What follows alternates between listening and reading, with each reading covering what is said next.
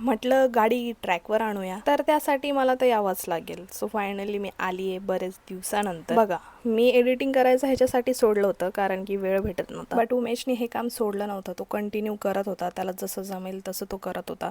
But मी थोड्या वेळापासून बघते की व्हिडिओ व्यवस्थित टायमावर येत नाही आहेत आणि डे टू डे लाईफ किंवा अपडेट जे आहेत ते व्यवस्थित भेटत नाही आहेत. तर त्यामुळे मी विचार केला की नको, आपला चॅनल आहे तर मी परत एकदा गाडी ट्रॅकवर आणते आणि परत हँडल करायला पाहिजे सगळं, कारण की त्याला टाईम नाही भेटत जास्त.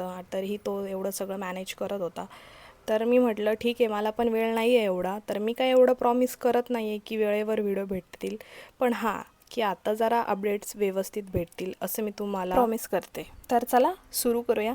तर मी थोडे व्हिडिओ काल घेतलेले, म्हणजे मी शूट केलेले मी, कारण की कालच विचार केला होता की नाही बाबा, आता मला जरा हातात घ्यायला पाहिजे हे व्हिडिओचं जे काही काम आहे ते.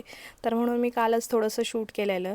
काल एवढं काही शूट नाही केलेलं, पण थोडंफार उमेशने पण केलेलं. उमेश जरा डमरूला बाहेर घेऊन गेलेला, त्याला फिरवत होता जरा, कारण की त्याला नाईट होती. तर मग त्यांनी झोप वगैरे काढली आणि संध्याकाळी तो घेऊन गेलेला आणि मग मी संध्याकाळी झोपलेले. आणि डमरूची खूप मस्ती पण चालू असती, म्हणजे त्याला असं बघायला बघतो की तो कुठे जाऊ आणि कुठे नाही. म्हणजे आम्ही त्याला घराच्या बाहेर जरी थोड्या वेळ जरी सोडलं की तो लगेच आमच्या समोरच्या ज्या स्टेप्स आहेत तो तिकडे चढायला लागतो. तर सध्याचं शेड्यूल तर असाच आहे आमचा. डमरू मागे सगळा माझा वेळ जातो. तर काय कालचा दिवस पण असाच गेलेला आमचा. संध्याकाळी काय नाही, माझी मम्मी त्याला झोपत होती, कारण की तो खूप इथं बघत किती दम लागतो. त्याच्यानंतर तो झोपलेला.